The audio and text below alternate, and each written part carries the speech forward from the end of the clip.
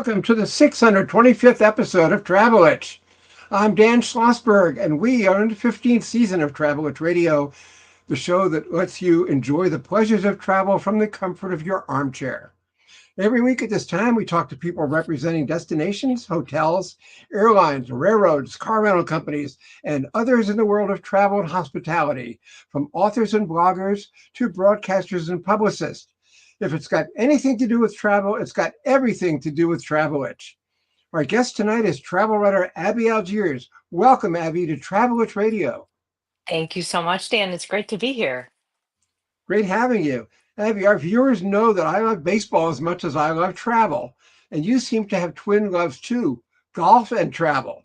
You've actually written for magazines I never heard of, including Women's Golf Magazine, Avid Golfer, and New York Golf Magazine.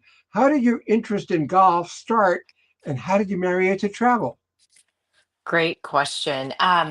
So my interest in golf started as a child. My dad introduced me to golf when I was 6 or 7 years old. And, at first when you're learning to golf, it's not easy. So I was frustrated, and wanted to quit many times, but he insisted I keep going and said it was a lifetime sport. You need to learn this. You'll golf with your husband someday. You need to do this. And everything came true. I golf with my husband all the time. I golfed with my dad until I think the last round he had was at 92 or 93. So it's just proven to be this amazing sport that I play, and I've been able to marry it with my career. It just kind of evolved as I wrote more and had more outlets that I was writing for. Travel just kind of entered the picture, and I combined it with golf. And Abby, your website shows numerous articles on golf in Spain.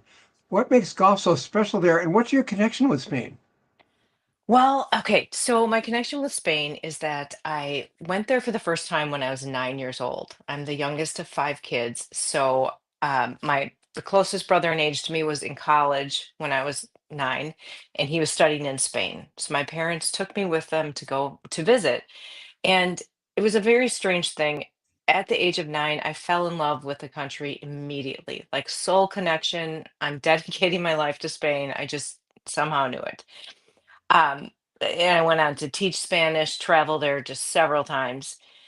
And then, as I said, I found a way to write about golf in Spain. Why is it so great in Spain? Number one, the country is amazing. The people are amazing. It's a great place to visit with great culture. But they also have over 400 golf courses and over 300 days of sunshine. So you're kind of most times of year, you're guaranteed, you can find a place where you can golf if you go to Spain. How often do you play golf, and how often do you travel? Good questions. During the summer, because I live in Wisconsin, so, warm enough weather for golf. It could start as early as April. It could even start earlier, but usually we start in May, the season in May, and go until October. And then I golf about two to three times per week. I'm on a league with my husband and then play with a friend, and then just my husband and I go out. And then I travel for golf 6 to 8 FAM trips or familiarization trips per year, just dedicated to golf. And on those trips, we golf at least 18 holes a day, sometimes 36 for 5 days in a row. So I golf quite a bit throughout the year. When you travel, do you leave your golf clubs at home ever or no?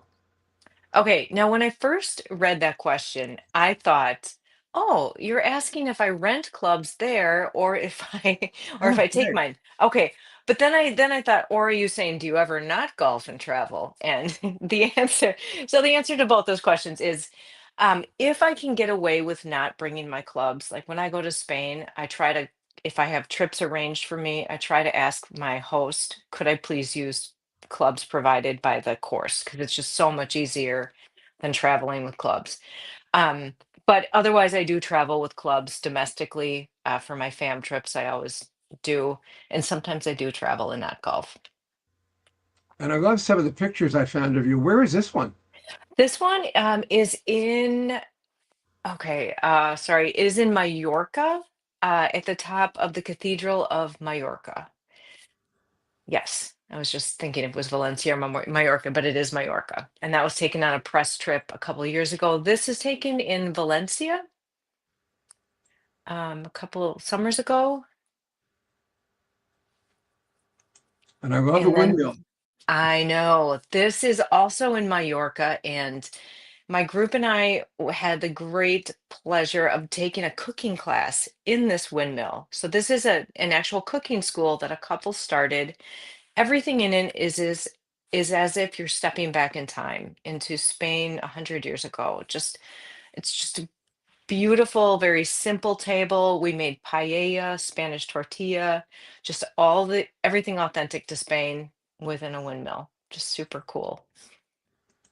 And I love your enthusiasm, as you can see in this picture. Thank you. Thank you. I had just actually, this is taken in Madrid. And when I go to Madrid, I stay with some good friends. So I travel there about 2 times a year. And I always get my hair cut at my friend's hair salon where she goes. And that was right after I got my hair cut. So I was pretty excited. And I love the title on one of your stories, Five Surefire Ways to Have a Lousy Round. Was that written from personal experience? Of course, yes, I'm an expert at having a lousy round. No, I used to write for the LPGA Women's Network, and I'd write kind of inspirational articles that try to get more women and girls golfing. And I don't like writing just typical articles, top 5 things to do in spring golf. I like to do it with a twist. So I thought, why not just start with the things everybody knows they shouldn't do, like come to the course with a bad attitude or make sure you're really hungry when you get there and nothing's organized. So that was kind of the inspiration behind it. And speaking of personal experience, I saw you bared your soul with a piece called How I Adjusted My Swing and My Outlook After a Double Mastectomy. Was that especially hard to write?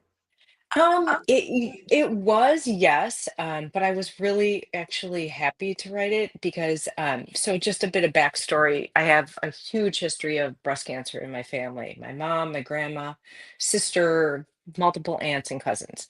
So I was a high risk candidate. And I did not have breast cancer, but I just kept getting false alarm after false alarm.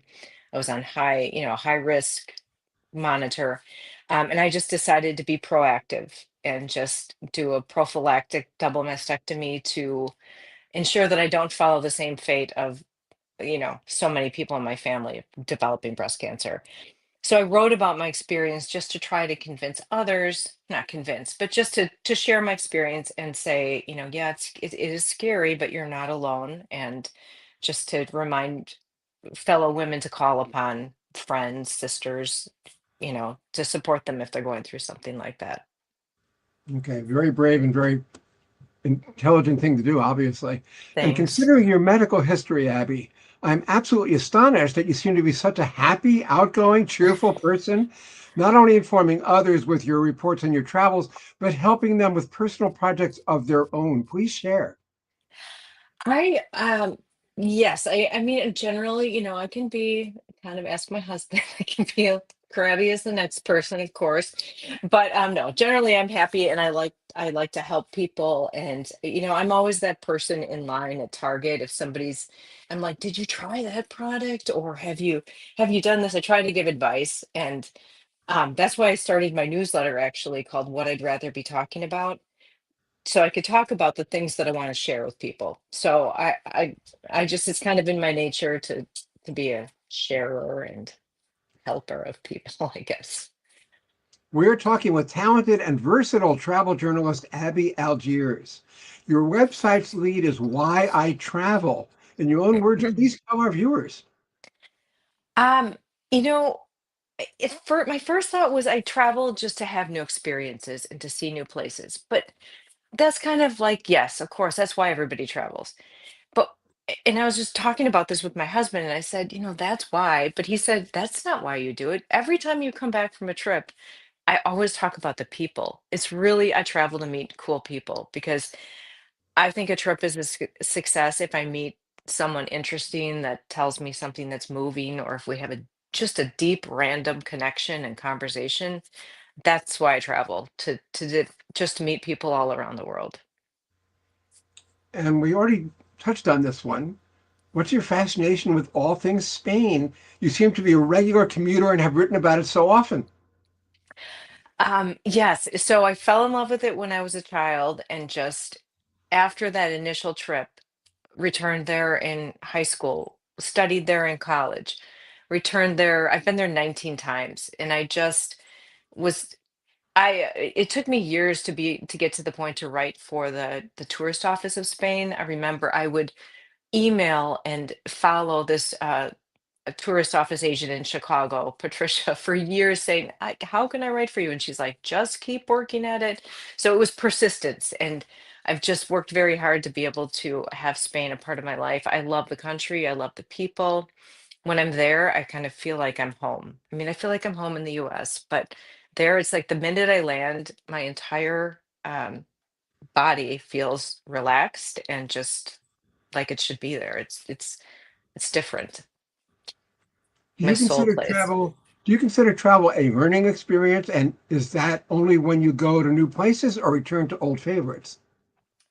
I think it's always a learning experience because you never know what you're going to encounter when you travel. You know, even just a typical flight, you've like a route you've flown a million times, things come up, delays happen. You have to kind of be fast on your feet.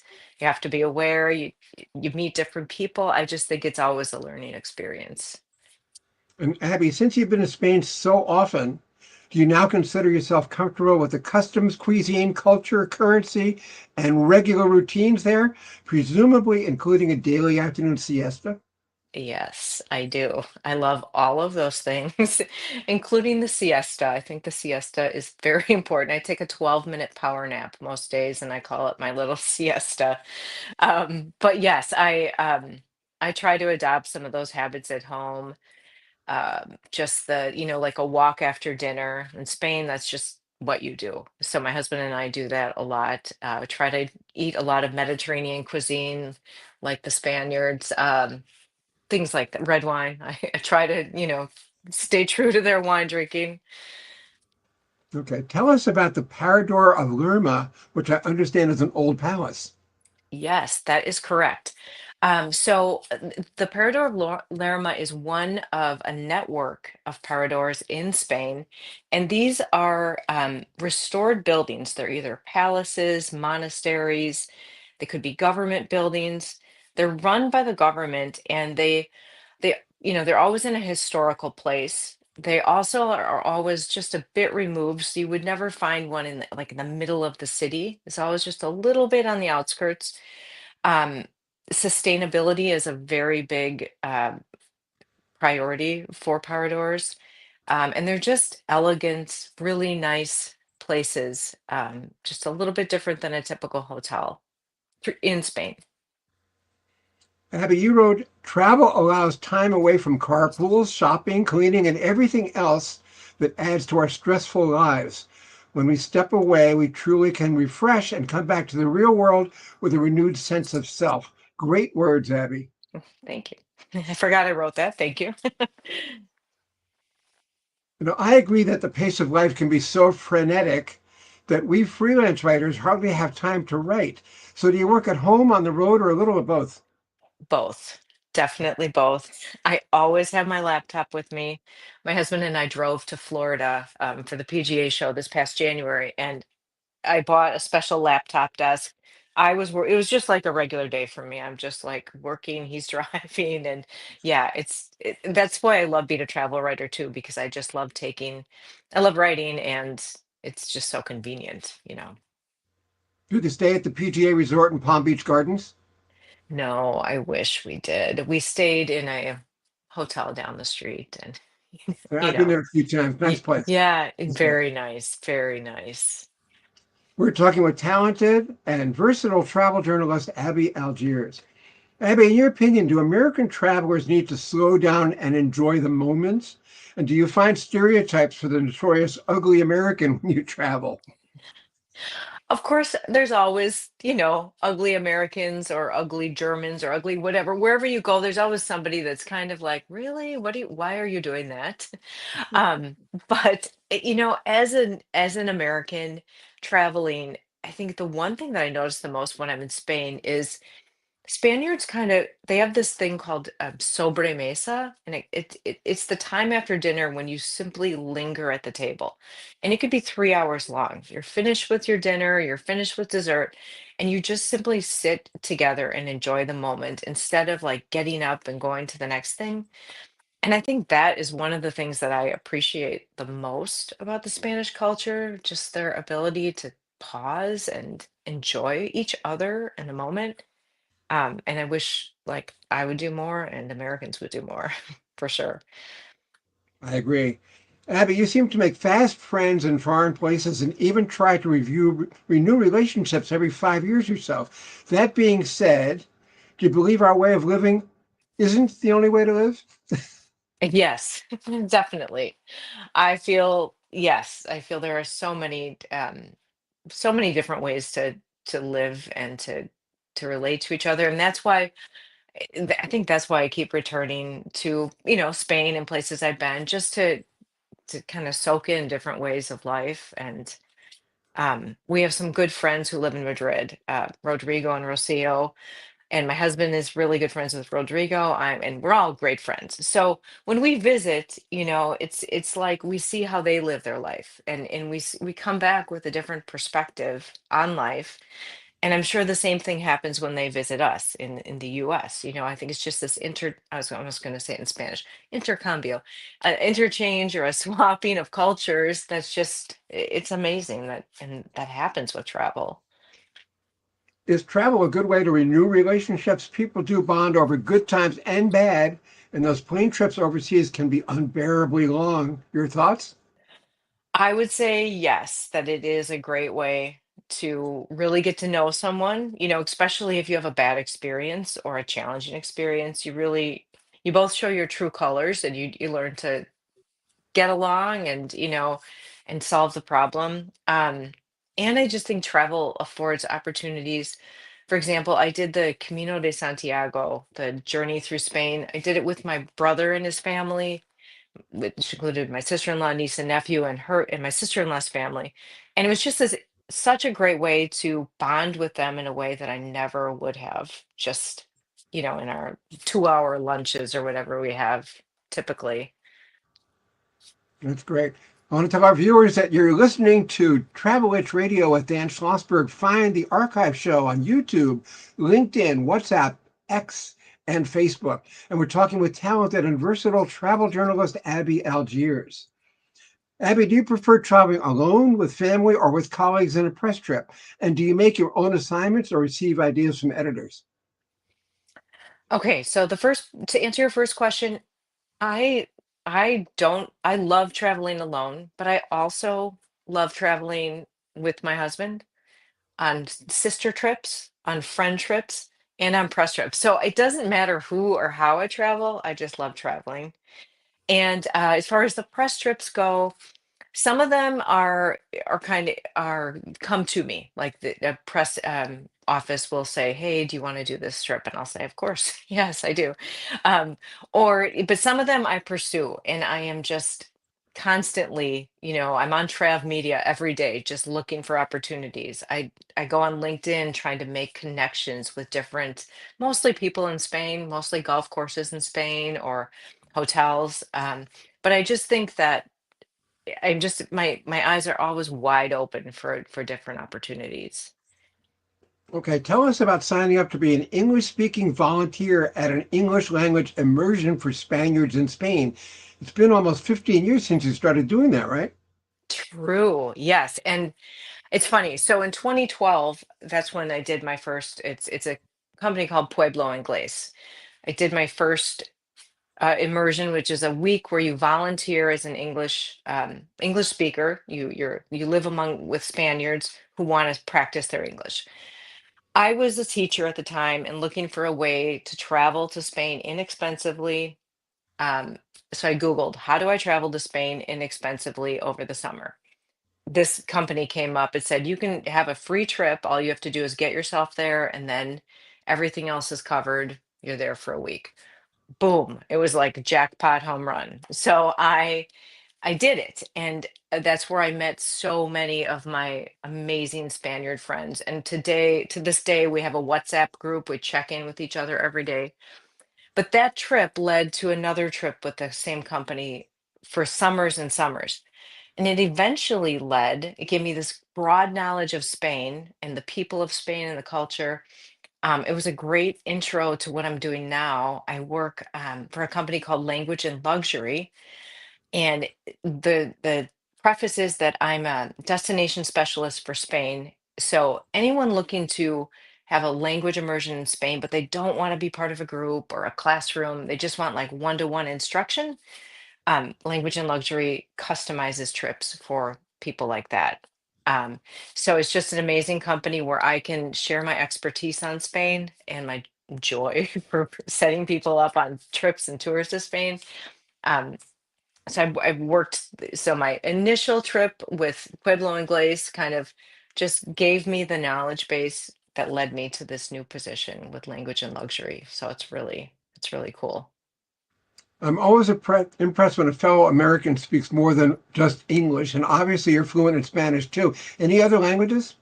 No, just Spanish. Yes. It's still twice as many languages as I speak, so I'm impressed. Yeah, thank you. And Abby, if it's true that is it true that you begged for a typewriter as a Christmas gift at age 7? And how old were you when you begged for golf clubs? Good question. Yes, that is true. I was overjoyed to open up a typewriter when I was 7 years old, and I still have the little instruction book from it, and I just loved it. And then as far as golf clubs go, I think I had my brother's old clubs, so they were terrible. So I probably started begging for clubs the minute I got those. But I think I got my first set in when I was in eighth grade. Um, I should have gotten them earlier because those were terrible first clubs. But anyway, We both do newsletters. I do mine twice a week, a baseball one, and you have your weekly newsletter. So you obviously love telling stories about travel, golf, and life, and are actually completing a book of letters your father wrote. How did that happen, and when will Letters to Louis be published? yes. So Letters to Louis is okay. So just a bit of backstory. My dad, when my dad was in his 80s, he started writing to a childhood friend named Louis. He would email Louis every day. Louis, I think, was sick for a while, and he was trying to cheer him up. Louis and my dad grew up together in a small town called Hartford. My dad lived in Hartford his whole life, was a physician there, and just Hartford was my mom and my dad's life. So my dad would write to Louis about like what's happening in Hartford now, and then he would flash back to like to what they did in high school about the war and all these things. So these letters aren't just, my dad and Louis exchanging sentiments. There's lessons in these letters. They're just beautiful letters that really apply to so many people and instances. So my dad actually, I'll show you an example. Um, I've got binders of just of his letters that he wrote, of these emails. So I'm organizing them and creating a book called Letters to Louis.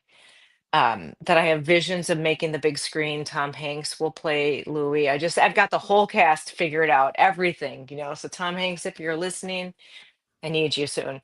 But no, I'm hoping to write the book within a couple of years. It's been a long process. My dad passed in 2020, and it was just like one of our last discussions that I promised him that I would complete this book. So I've been slowly working on it, and I will do it. Well, if you can't get Tom Hanks, I would like to Yes. recommend my cousin, Gabriel Macht, who played Harvey Specter in Suits. Your cousin is Harvey Specter? Yes, Are you Gabriel kidding? Macht. Can we stop the tape right now? I love Harvey Specter. Oh my gosh. And his father, Okay. Stephen Macht, was also in the series. He played a Harvard professor that Oh, Harvey didn't like. Stephen I Macht. know. I know who you're talking about. Okay. Yes, I am a Suits aficionado. Okay. I'll consider Harvey for the role. Okay. Definitely Okay. indefinite motivation for me to finish the book. Thank And you. a quick aside about Harvey Specter and Please. Harvard professor who was his dad in real life. At one point, Yes. Harvey had to say to him, You were a no good son of a bitch, and he wouldn't say it because it's his father in real life. And Oh, Steven said, just pretend you're an actor, forget I'm your father. Say the line. So I knew it was coming before I heard it. that is amazing. See, I knew Harvey was a good guy deep down. The fact that he wouldn't say that to his dad, that's amazing. Oh, Gabriel's Amazing. wonderful. He's a great guy. Oh, Great guy. yes. Okay, thank you. Thanks for that Okay. side note. Getting back to Letters to Louis, is Okay. that your first book or there are others? Um, that will, I did write one other book when I first met my husband in 2005. It's called The Great Search. And I'd been married before and divorced, and then I just kind of went through this time where I'm like, I'm not gonna, I'm just, you know, discovering like what do I want in life. So I called it The Great Search. And then of course at the end of the book, it's like, I when I wasn't looking, I found my current husband. So yeah, and he took the photos. It's a photo book. So he took the photos to accompany it. Um, but yes, that was quite a while ago, 2005. And in your very limited spare time, you've written, when you're not writing, you're still on the move, running, walking, working out, playing golf, almost something. It's true. Yes. I could I tell don't, just by the energy in this picture. yes, yes. I don't sit still very well. It's yes. And have you visited the place where golf originated on the St. Michael's course in Scotland? No, I haven't, but it's definitely on my list. Somebody in my family said, Abby, there are other places in the world than Spain. Maybe you could look into some. So that is one of those places that I'm exploring for sure. We're talking with talented and versatile travel journalist Abby Algiers. Abby, where are your favorite golf courses, foreign and domestic, and which are the most challenging? Okay. So domestically speaking, when the first course that came to mind is actually it's the course that I golfed on my entire childhood and adulthood with my dad, with my husband, my family, and that is in northern Wisconsin. It's called Two Oaks North. It's just down the street from or down the road from we had a family cottage, and I just have so many great memories. Um, so that is just my course. But the in the United States, s- from my fam trips, I love the Robert Trent Jones Trail in Alabama. Any of the RTJ trails are so just they're great. Um, yes, I'd have to say that. And then internationally, Spain and Portugal kind of tied now. Used to just be Spain, but I went to Portugal this past September and then again in February, and beautiful courses in both places. Mallorca probably was my favorite spot in Spain to golf, although there's great golf right outside of Madrid as well. Nobody really associates Madrid with golf, but there's some beautiful courses. And in Portugal, the Algarve is just full of beautiful courses. Our viewers would like to know where you're based, Abby, and also where you were raised and educated before becoming a journalist. Okay. I am based in a town of 15,000 called Oconomowoc, Wisconsin, the land of five O's, Oconomowoc. Took me 6 months to spell it when we moved here. And that's between Milwaukee and Madison, for context.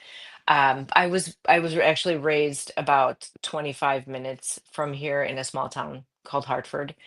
And then I went to school at Marquette University and got my master's at UWM, University of Wisconsin, Milwaukee. So I've always lived in this area And I in know you won some Wisconsin. awards for your work too, so please tell us. So yes, those awards they were every year at the PGA show. I belong to an it's called the ING International Network of Golfers, I believe. ING, yes. I had to stop and think, yes. And they have various awards for travel pieces or for equipment reviews, things like that. So over the years, I've won a couple of awards. I think one for a recent equipment product review I did for New York Golf Magazine, and then one for a trip to, I believe, Brunswick, North Carolina was the piece that I won an award for last year. And does it help to belong to organizations like Society for American Travel Journalists, North American Travel Journalists Association, or IFWTWA? I'm a terrible person to say yes because I don't belong to those yet. It's on my list to do. I promise I will do that. But yes, I really think it is because you find out about as a travel writer, you find out about press trips, you find out about different destinations, you get ideas for articles. So yes, I definitely support that and am planning to join a couple organizations And this what are your year. travel plans for the rest of the year? Whoa. Okay, so in a week, I will head to Chicago, not too far, for the Chicago Golf Show.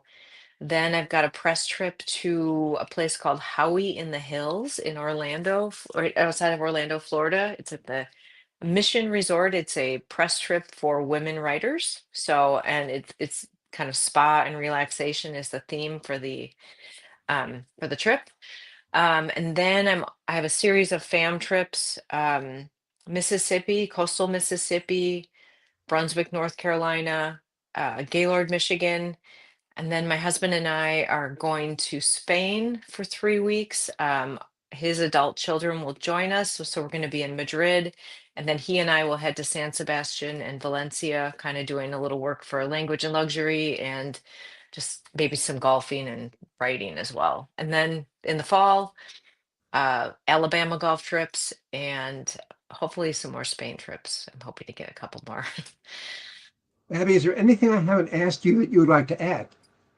Um, no, I guess I would just like to add just in general about travel, like just for people, like maybe there are some listeners that are females that are like, oh, I don't think I could ever travel solo as a female, or I need to wait for someone to go with me. I say go for it and look for programs that, like volunteer opportunities or just different things like that. Whatever you are interested in, Google it. Say, how can I study art in Florence with other women writers? I don't know. Just I think if you Google or do ChatGPT to find your ideal travel dream, you can find it. So that's my advice, just to go for your dreams and don't let finances hold you back because there's a way to do it. Our guest this evening on Travel Itch has been travel writer Abby Algiers. Thank you, Abby, for joining us tonight. Thank you, Dan. It was just so fun to be here. We enjoyed having you. And that's it for this edition of Travel Itch. Next week, we'll talk to Tim Riley of the National Winston Churchill Museum on the 80th anniversary of Churchill's Iron Curtain speech delivered in Fulton, Missouri. Now, this is Dan Schlossberg saying thank you for your time this time. Until next time, good night.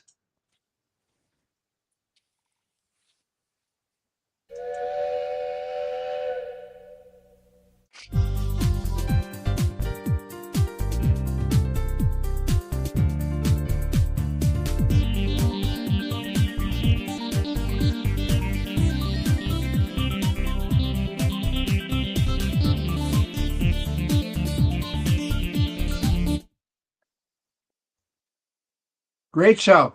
Great show.